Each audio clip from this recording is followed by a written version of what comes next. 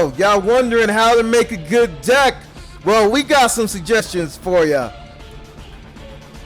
Got a new box, as y'all can see. I'm gonna flash this out. We got a new box. Infernity Destruction, new main box.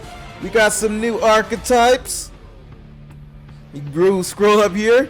We got Demise, Simorgh, Infernities, X-Saber support. And I think that's it. Also, actually no, the weather deck as well. So we got about 3-4. This is a pretty big main box. It has a lot of support for a lot of different decks. And we're about to show it to you now. Infernities. All right. Okay, so we got Infernity Archfiend. What this card can help you do is when you draw into it, when you have no cards in your hand, you could special summon it, and then you can search any Infernity card from your deck to your hand. It is not once per turn, so you can keep spamming this card's effect as much as possible every time it's special summoned or every time it's drawn when you have no cards in your hand. It can search popular cards like Necromancer, already in game, Infernity Break, already in game, Infernity Launcher, already in game. Oh, sorry, no, not already in game. Infernity Launcher, we're gonna get to later on. But I know some of y'all probably tested with these cards out with the Dark Kaelin skill, so that's definitely something to look into. You can also search for Infernity Beetle and Infernity Mirage, which are going to also be useful. Also, there's a leaked card that's possibly playable if we get the Kaelin character on the 29th. Infinity Barrier might be one of the level up rewards, so look out for that, because this is also going to be a powerful card. Let me explain. Infinity Barrier requires an Infinity monster to be in attack position to activate, requires no cards in hand to activate, and if you have meet those two requirements, your opponent activates any card effect, you could negate it that easily. And it's searchable by Infernity Archfiend.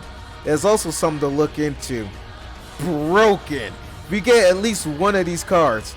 Broken. You might even get two. Who knows? Alright, so next card from the actual box is Infernity Launcher.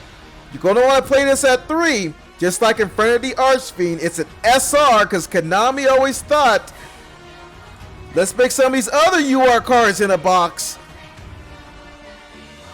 a freaking UR, but not Infernity Launcher. It's an SR. We take those, Konami. We take those. Alright, so pretty much you could send an Infernity monster from your hand to the graveyard. That'll help you lessen up your hand. So on your next turn or on your current turn, you'd have no cards in hand.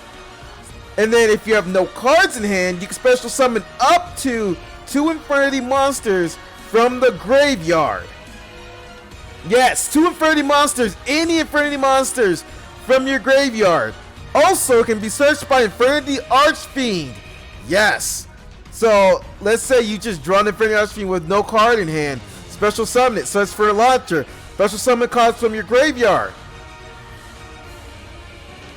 Too good. Also, let me get rid of this. We did some changes.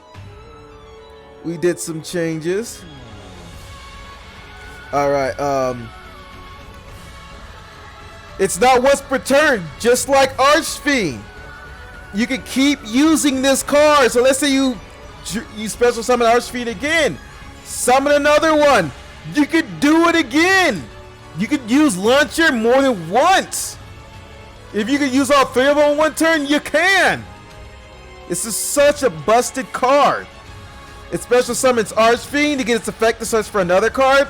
Necromancer to special summon another Infernity monster from your graveyard. Infernity Beetle to tribute itself, special summon 2 more Infernity Beetles. And the new event card, Infernity Doom Dragon. Main combos: So the skill to use, I've looked over a lot of skills, and I think Infernity Inferno is going to be the best skill. Can be used on your second turn, discard up to 2 cards from your hand, then send an equal number of Infernity monsters from your deck to the graveyard.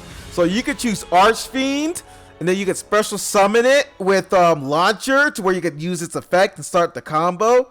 Or you could summon Necromancer, have no cards in hand, special summon the Archfiend, go into Launcher, special summon maybe an Infernity Beetle or an Avenger. It's all the plays that you can do.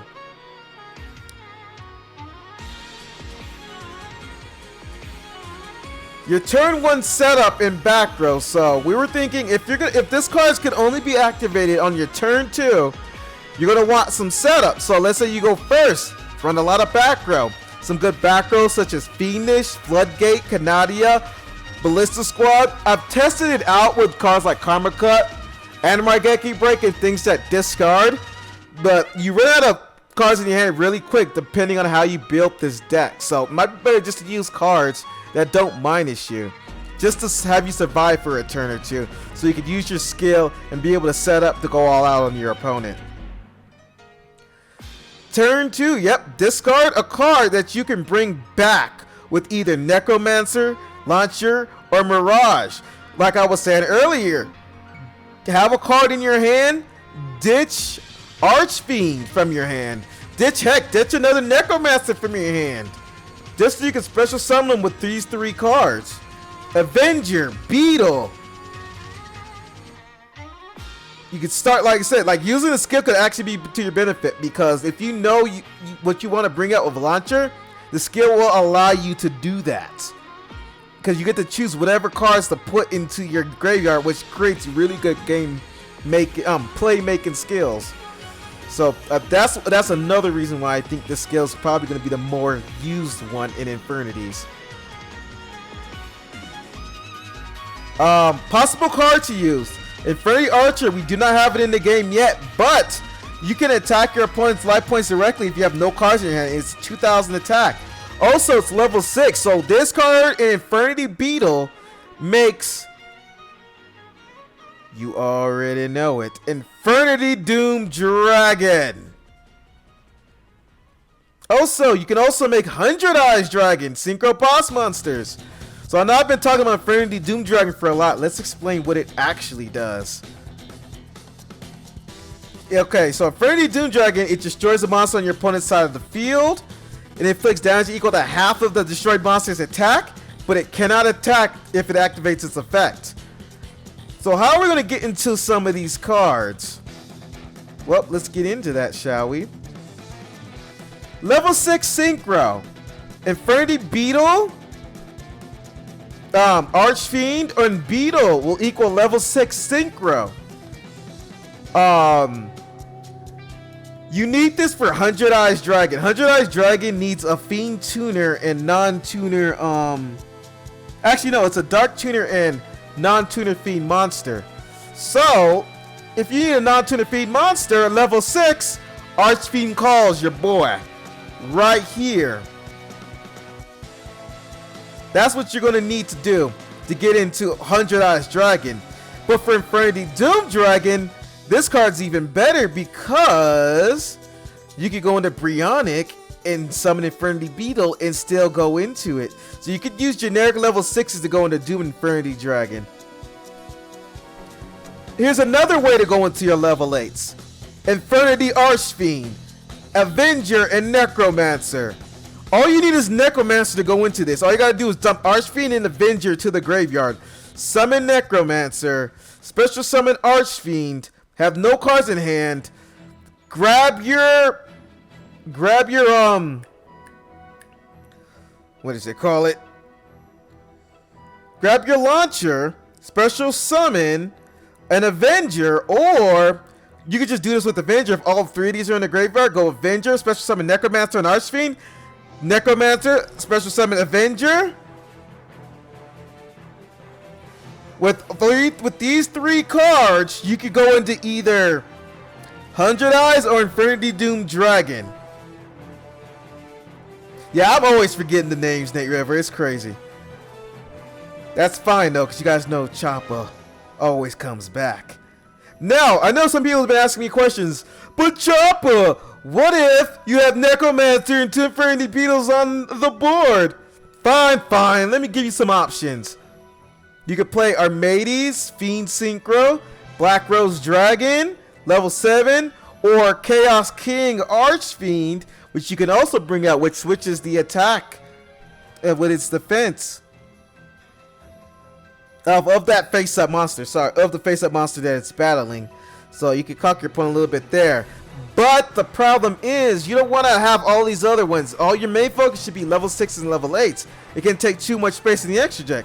Well, what am I supposed to do instead, huh? Well, I got the answer to that. You want to dodge that? Here's one way. A free-to-play card from the tickets called Transmodify. Let's say you have Necromancer on your field and 2 Infernity Beetles, alright? Well, okay, I activate Transmodify, get rid of my Mancer, special summon my Archfiend with no cards in my hand. First of all, I get the search, and then I get the actually synchro summon with my Infernity Beetles to where I can go into whatever I want. Easy fix. Now we have another skill from the actual Kaelin that was leaked last month in July, I think, or June. If you have 0 cards in your hand and you have a 0 attack Infernity monster on your field, you can activate the skill. Put one Infernity Launcher from your deck to the top of the deck. You can only use the skill once per turn. So this kind of sets you up for next turn. Or if you go turn 1, you can summon a monster with 0 attack on your field, like Infernity Necromancer, put it to the fence. Set up the launcher play. You're gonna have to have some monsters engraved though. You're gonna have to set that up yourself. That's probably a problem. But a spirit who just tear off cards could be usable. Other good cards to play with this deck. Into the Void, you could draw an extra card, set all your cards, discard everything else, maybe help you get other Infernity cards that you draw with it into the graveyard. Same with Dark World Duel-Links, draw an extra card, maybe another back row card to protect you, especially going first. You know, discard more Infernity cards, you know, that helps set up your grave and draw into cards that you want to set. Dark World Dueling, if you want to get more aggro, you could discard an Infernity card or a card that you don't want in your hand to destroy a back row card on your opponent's side of the field. Or you could set a monster on your side of the field and you could pop it by discarding a card from your hand. So next turn, all you're going to do is draw into that good old Infernity Archfiend. So yeah, there's definitely plays to be played with these cards. Alright, we're done with the Infernity support. Hopefully y'all enjoyed that. Simorgh, Bird of Bird Bringing. This is our searcher. This is one of our searchers. You're going to want to run 3 of these. It's a UR. Definitely for an optimal build. Can search any Simorgh card from the deck. If your opponent controls no back row, you can special summon this card from your graveyard. You can do this with all of the Simorgh cards other than the boss monster. You can use both effects of all of these cards on your same turn. Special summoning and their effects when they normal summon. If you use these cards' effects, you cannot special summon monsters for the rest of the turn, except for Wing Beast monsters. So if you're gonna special summon anything, but do it first. Awesome. Simorgh of Darkness. You're gonna want to run 2 or 3 of these cards. It's a UR, so don't be discouraged if you don't have 3 of it. You really don't need 3. It is also a win attribute while face up on the field. If you tribute summon a dark or wind monster, you can special summon this card from the hand or graveyard. You can tribute, including itself, a wind winged beast to negate any spell or trap card activation, and this is a quick effect. So you can activate this once during each turn, so it can tribute itself too. So that's also an avenue that you can go behind. Also, you can special summon this card when you tribute summon a card. But you're asking, well, how am I going to tribute summon a card? We'll get to that. It's a level 8 too, so it's going to be pretty tough, it seems, right? Well, it seems like you're going to have to tribute summon another Dark or Wind monster. Special summon this card, because I think special summoning it's going to be a lot more likely than normal summoning. Alright, Simorgh, Bird of Beginning. We're into the SRs now for this archetype. You're going to run 3, and we're going to explain why. This card will allow to where when you normal summon it, you get an extra normal summon. Already good based off of that. If your component throws no back row, special summon it from grave just like the other effects. You can know, but what makes this card really good is you can normal summon, and this is a card that you get from your ultra rare ticket, Simorgh, Bird of Ancestry. You can tribute summon this card with 1 tribute using a wind monster. So the combo is Simorgh, Bird of Beginning, summon Ancestry. After tributing it, since it's a wind, let's go. What Simorgh, Bird of Ancestry is so good for is when it's tribute summoned, you can return up to 2 cards your opponent controls to the hand. And it's only tribute summoning by only using wind monsters to gain its effect. So remember that as well. But you can return 2 cards your opponent controls to the hand, opening up for an OTK. You summon Bird of Ancestry. Now you have a tribute summon, special summon this card. You start to see the combos. Simorgh Onslaught. You're going to need 3 of this. It's an SR for a reason. Tribute any winged beast monster to search. 2 different attributes, mandatory search, plus another Simorgh wind monster from your deck. So the thing here is, you can tribute any winged beast type monsters to search, but you have to search Simorgh monsters, nothing else. And they have to be of 2 different attributes. So it's going to be guaranteed you're going to search a Simorgh of Darkness, since there is no other Simorgh Dark monster, since we don't have the Dark Simorgh yet in the game. But you can search any other Simorgh wind monsters. Can use this graveyard effect on the same turn though. You could banish it to change Simorgh levels in hand for easier tributing, but only by 1 level. So it's gonna not be useful since they're all level 8, and you could only, and they only go down to level 7. So Dark Simorgh is the only level 7 Simorgh card currently.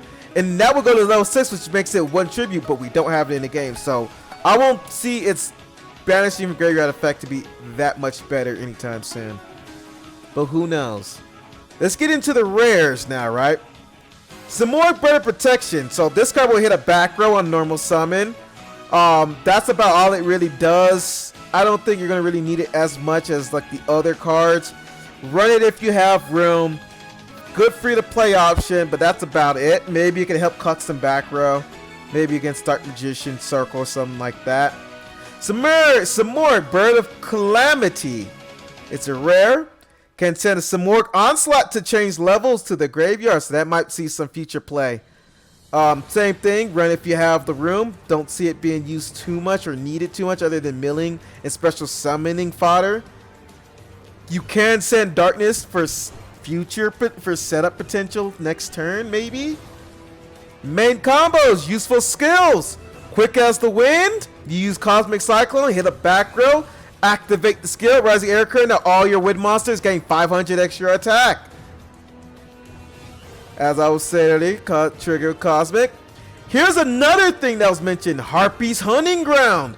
You could summon Harpy's Dancer to help special summon Simorgh monsters from grave. Pop that back row. That means they make them run out of back row. Special summon your Simorgh monsters from grave. You know, use Onslaught, Bird of Beginnings. Also, Harpy's Dancer will allow you to get an extra normal summon. You return it back to hand. Summon Bird of Beginnings.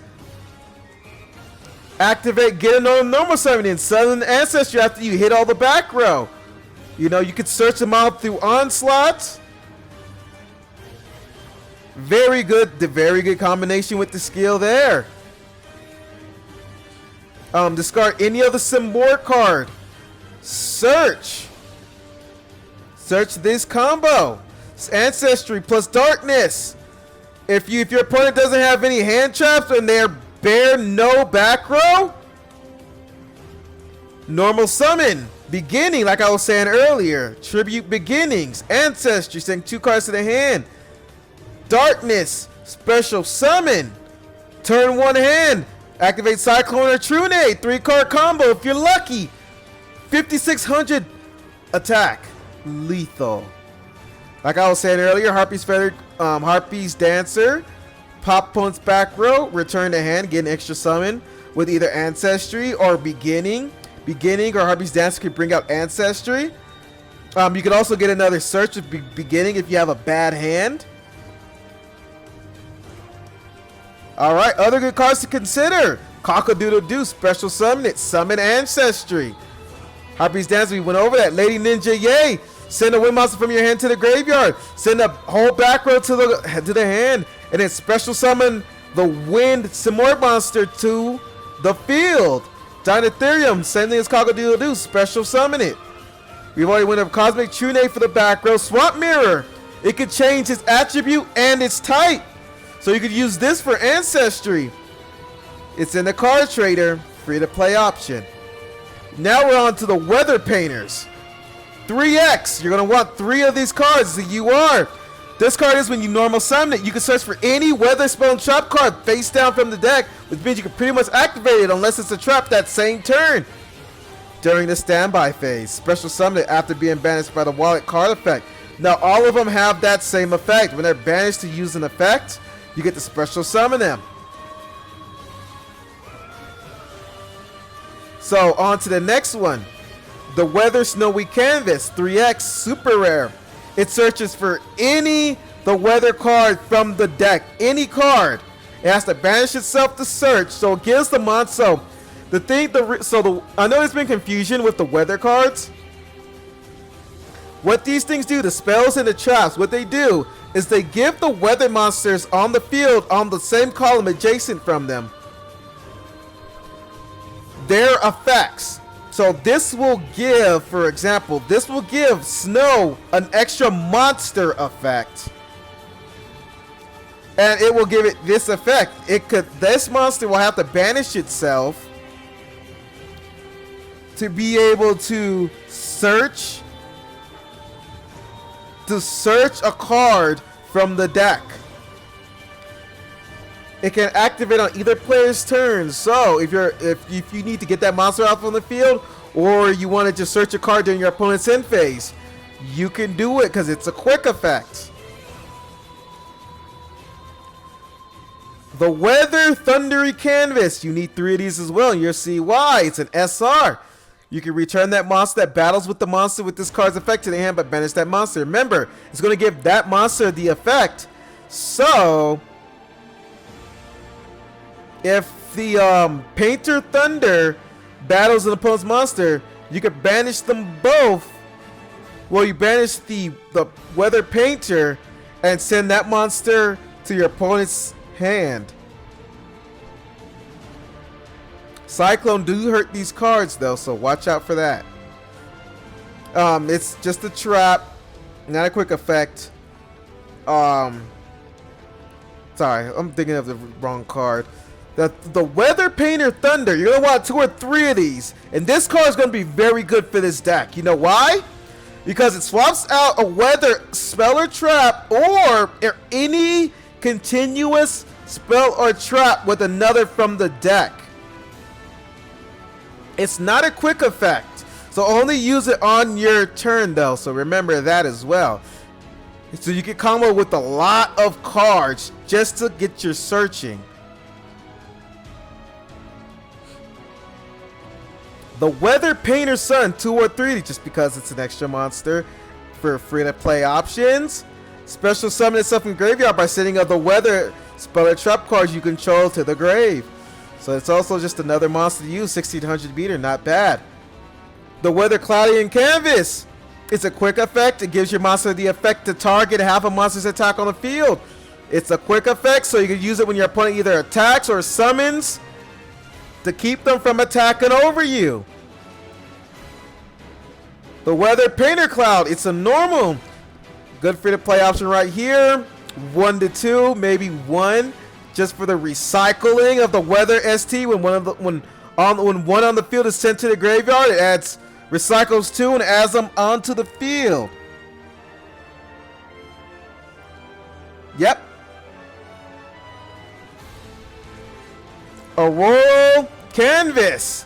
This card, 1 or 2 of, you could search it, can cuck your opponent's searches because when exactly 1 card is added to your opponent's hand, except during the damage step, you can banish this card. So you're going to banish the monster with the effect, cuck your opponent's search effect, but they do draw 1, so remember that. But if it's a really important card for your opponent to search, like Alistair, what is it? Brigade. Cards that search. It'll cuck them, they'll draw a card, and maybe that card might be a brick. Who knows? Main combo, skills to use, balance or shadow game. Other honorable mentions of skills. Fairies, what was it called? The one with where you could gain 1,000 life points for drawing fairies. Gain 1,000 life points for that. Maybe Transcendent Crystal build. Send your Transcendent Crystal monsters to search for your spell and trap card, the weather cards.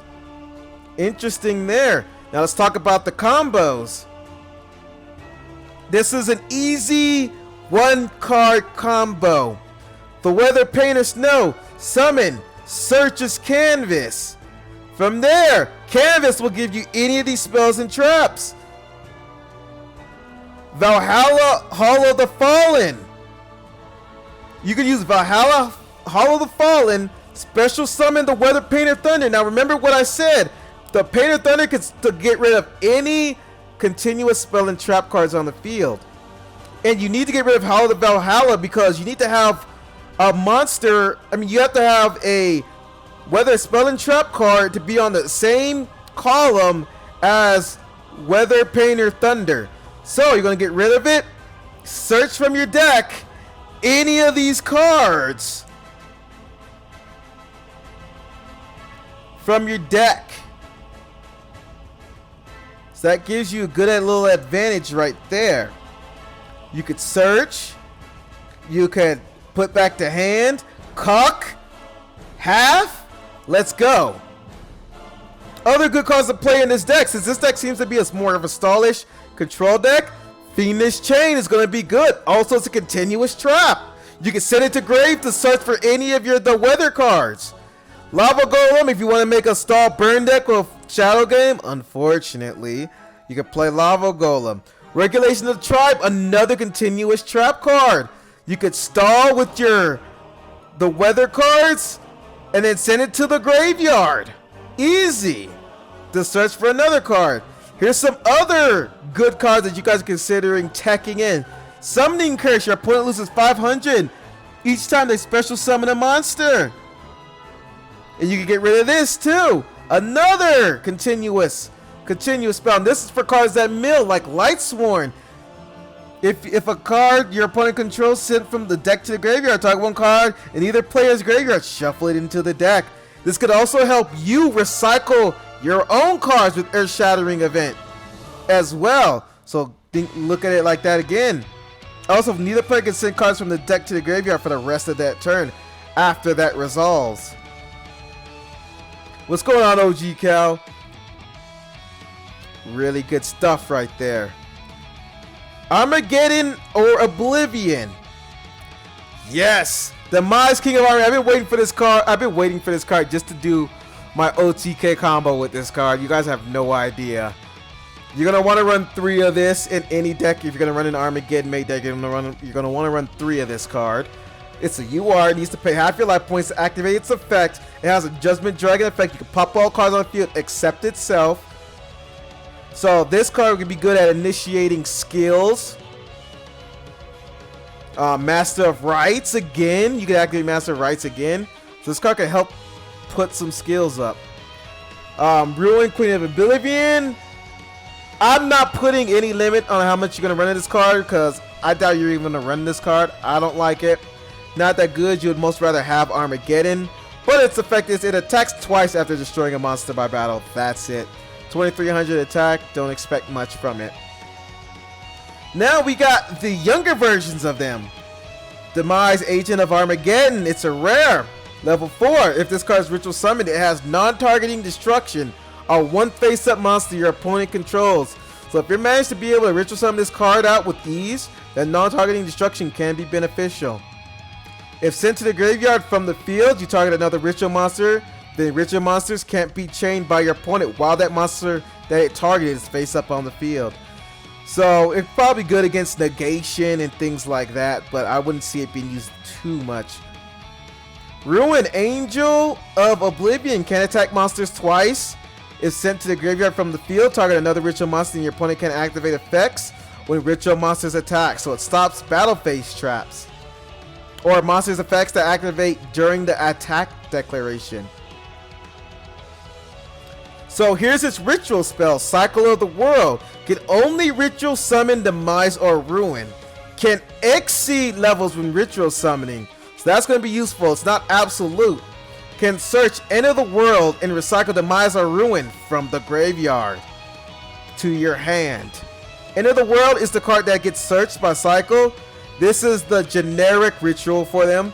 Needs absolute levels to ritual summon, demise, or ruin, but it's searchable by Cycle of the World. But it leaves the question, wouldn't you be better off using Cycle of the World than this? Who knows, maybe you just run one. Breaking of the World. Level duplication effect. Yeah, so what he can do is target one ritual monster you control. Show one ritual monster in your hand until the end of this turn. The level of the shown monster becomes that targeted monster's level. So it does have a level duplication effect. Each turn, so you can keep using it. You could draw one. So when you ritual summon a demise or ruin, you could draw one card or non-target destroy one card on your opponent's side of the field.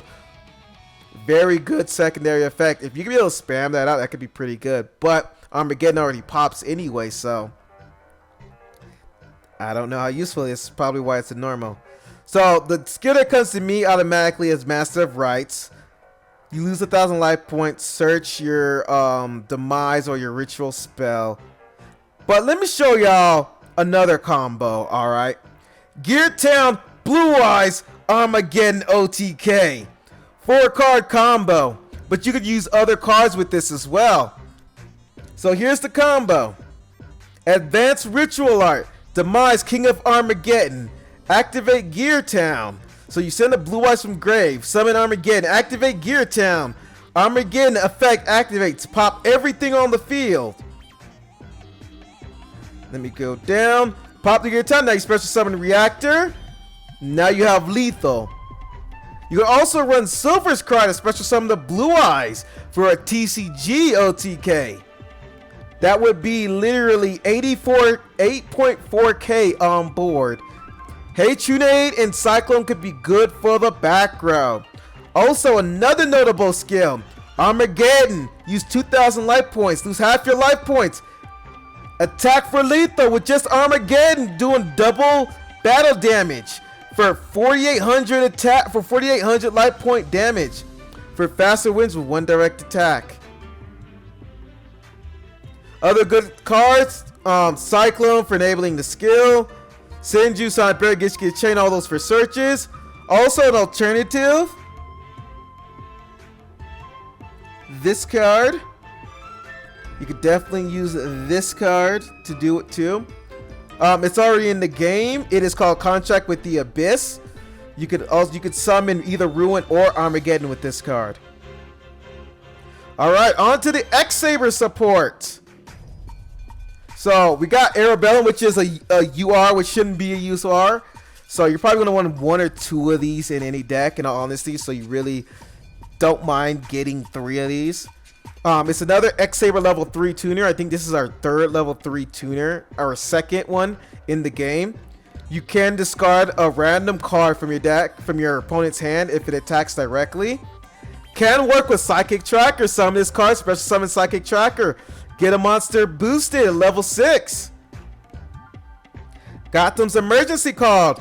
1x at most, because in most builds you're going to probably run mostly X-Saber monsters. And you're going to run space for another trap card that we're going to talk about later on. but it's still a good card, just not enough room for emergency call. Plus, you can special summon 2 of any X-Saber monster from either player's graveyard, so good for mirror matches. Can special summon X-Saber Faltro and X-Saber Synchros from the graveyard after they were properly summoned, so that's also good, so note that as well. But you have to use 2, you got to select 2 E-Saber monsters from either graveyard to activate this card. Saber Hole, this one you're going to run a 1 at 3. It's an SR because, well, let's go over the requirements first. You need to have an X-Saber monster face up on the field to activate, and if you do that, you can negate the summon of any monster. Yes, I said that. You can negate the summon of any monster. Busted. So imagine any X-Saber. All you gotta do is summon and summon Saber Hole. Your opponent summons, maybe trying to get a combo off, negate it. Your turn again, possibly go for OTK. This deck can. One downfall of this card though, it only negates inherent summons. It negates inherent summons, so synchro summons, monsters that special summon themselves, things like that. It can't negate cards like navigation, ritual summons used through spell card. It can't negate any of that. So remember that when you use this card. Main combos, usable skills, maybe the Ties That Binds. Can't think of any skill to really play because it's just X-Sabers. Most of the time people play Ties That Bind with the skill, so nothing else notable. I think that one cool combo I like is you still run Bogart Knight, maybe just a full-fledged X-Saber deck. Bogart Knight into Airbellum or Full Helm Knight. Going to Souza, you can set Emergency Call or Saber Hole. Emergency Call, you can special summon Bellum or Full Helm into another Bogart Knight, go into another Souza. You know, you can summon Emergency Call.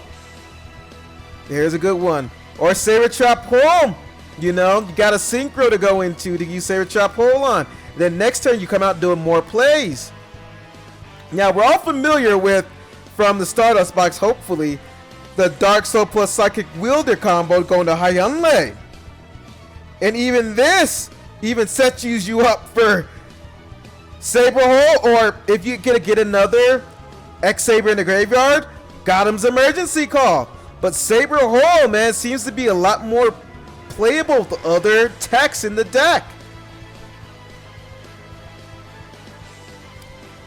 And that is my review. Hopefully y'all enjoyed it. I will post this on the Discord after this, during the video, probably before I even upload this video. But hopefully y'all enjoyed the review. Definitely. My last little thoughts are, I give this a 6 out of 10. Probably the there is some decks that seem to have potential, mainly Painters, the what is it called? The Weather Painters. Infernities definitely have a shot. I think the saving grace of this whole box is going to mainly be Infernities. X-Saber's got some interesting support, but would it be enough to go into a main box for? I don't know. Demise seems like a fun gimmicky deck. I don't see it being top tier. At best, top tier potential. Infernities, possibly top tier potential. We got to see on the matchups. What else? I didn't go over all the other Access SRs. We don't have the time. You can talk to me about it on stream. Simorghs, at best, top tier potential as well. But yeah, I think Infernities is probably the only possible top tier deck that's gonna come out of this. But I think, like I said, I think it's gonna depend on testing when the box comes out to see if this deck has the top tier potential. One of its biggest weaknesses is making sure it recovers from disruptions, especially in a back row meta. But yeah, appreciate y'all enjoying the review or watching the review. Hit y'all up on the next one. Chapter 200. Signing out.